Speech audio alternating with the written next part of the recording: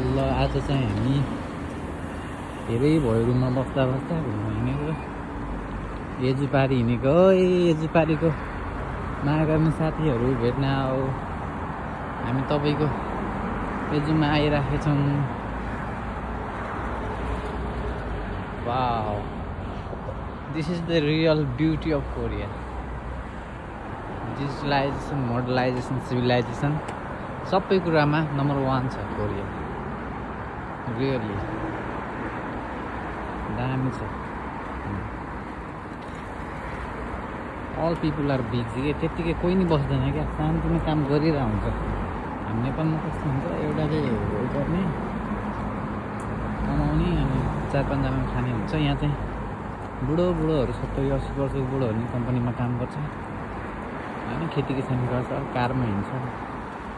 Lifestyle नै दामी छ क्या। अब यस्तो भ्यू हेर न,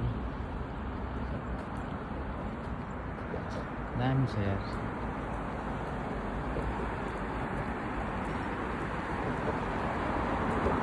अब यतिको विकास हुने त हाम्रो देशमा त नसोचे नि हुन्छ क्या, सपनामा नि यस्तो विकास छ। रात दिनको फरक छ क्या। 2015-2014को मेसिनहरू चलिरहेको छ हाम्रो कम्पनीमा भनेपछि कति विकास, कति रात दिनको फरक छ क्या। अहिले 2026 लागि आइसक्यो, स्टिल 2013-2014को मेसिनहरू हाम्रो कम्पनीमा छ क्या। ठुल्ठुलो मेसिनहरू, प्याकेजिङहरू ठुल्ठुलो क्या। यस्तो छ। गगनचुम्बी भवनहरू छन् दामी। वाउ। अन्त पारितिर चाहिँ बोटहरू छ, ढुङ्गाहरू छ, स्लाइडिङहरू छ। यो चाहिँ अब टुरिस्ट क्षेत्रमा चाहिँ राम्रो छ। पर्यटन क्षेत्रमा चाहिँ Korea is really so beautiful. हाम्रो देश नि छ योभन्दा पनि राम्रो छ, त्यही त हो नि। हाम्रो देशमा सबै कुराको सदुपयोग भएन। यस्तो छ। अब साथी अब भ्लग बनाऊ भनेको एक्लै अब हिँडिदिन्छ, कसलाई के भन्नु त यार। भ्लग बनाउने मान्छेको त अनुहारै आउँदैन, यस्तो गाह्रो छ त यार।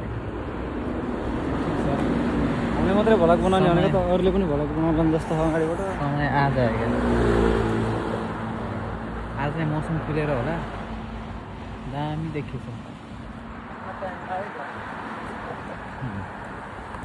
Pretty girl is coming here.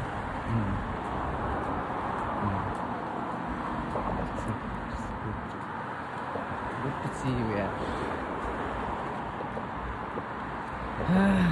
Morning वाकमा हो सबैजना बुढेसकालका मान्छेहरू, बुढाहरू हाम्रो देशमा सक्दैनन्, सुनका भाज्न सक्दैनन्। यहाँको सबैजनाहरू यङ छन्, स्टिल यङ के 70 वर्षमा पनि यङ के, अझै बुढो भएको छैन भन्छन्। फेरि अझ 2-4 वर्ष त हामी दौडेरै बस्छौँ भन्छन्। यो नेभर स्टप के, दौडे काममा दौडेको, एक्सर्साइजमा दौडे, खाना खान्छ दौडे, जिममा गएको छ, हाम्रो टन्न खाना खायो, 2टा खुट्टा मजाले सुताएर आराम गर्ने मान्छे गाह्रो छ।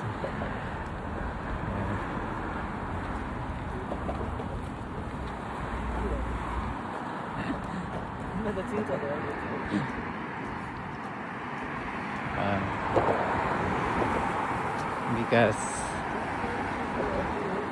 साथी, हाम्रो देशको विकास यस्तो कहिले होला तिम्रो विचारमा? केही भन न। राति सपनामा अरे हो। यस्तो दुःख लाग्दो छ यहाँ अवस्था हाम्रो देशको। अब यहाँ हेर न, गगनचुम्बी भवन छ है। अब हाम्रो देशमा भएको भए के हुन्थ्यो? यो गाउँ हो, अझ यो एउटा गाउँ हो। यो कोरियाको यो गाउँमा नि यस्तो विकास छ क्या भनेपछि अब कोरियामा चाहिँ सबैको कारै मात्र हो क्या, बाइकमा त मिनिमम भन्यो भने एकदम रेयर इन केस। साइक्लिङ राम्रो छ, ठिक छ। अब चाहिँ हामी डेली भ्लग बनाउने हो। छुट्टीको दिन माइन्ड फ्रेस हुन्छ, काम गर्दा दिक्क वाक्क भइन्छ। भ्लग बनाउने, बस्ने, दिमागलाई चाहिँ दौडै राख्ने के। समयलाई कसरी बिताइयो हामी त्यो देखाइराख्छौँ हैन। अब कोरियाको एभ्री एक्टिभिटी देखाउँछ क्या तपाईँलाई हामीले सबै। कसरी खाने कसरी बस्ने कसरी हिँड्ने सबै देखाउँछ हामीले यहाँको रीतिरिवाज रहनसहन सब रुल एन्ड रेगुलेसन अल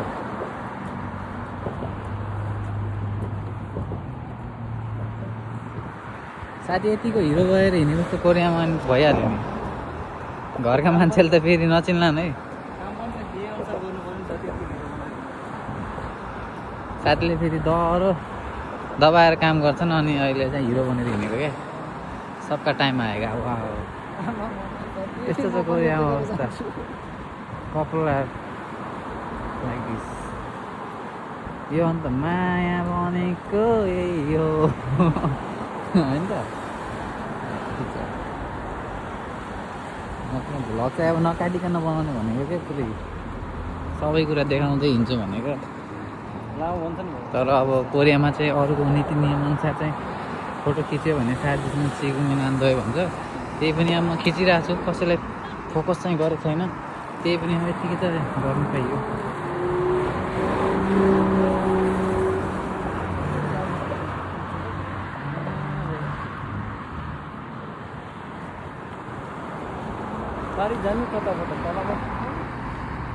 बगैँचा रहेछ उता हामी पाएर जान लागेको बगैँचामा त्यो फुल फुलेको ठाउँमा जान लागेको दामी छ है त्यहाँ जान लागेको हामी चाहिँ यसको लागि चाहिँ यहाँ चाहिँ क्रस गर्नुपर्ने हुन्छ यहाँ चाहिँ हाइवेमा चाहिँ अब ट्राफिक लाइटहरूको चाहिँ एकदम केयर गर्नुपर्ने हुन्छ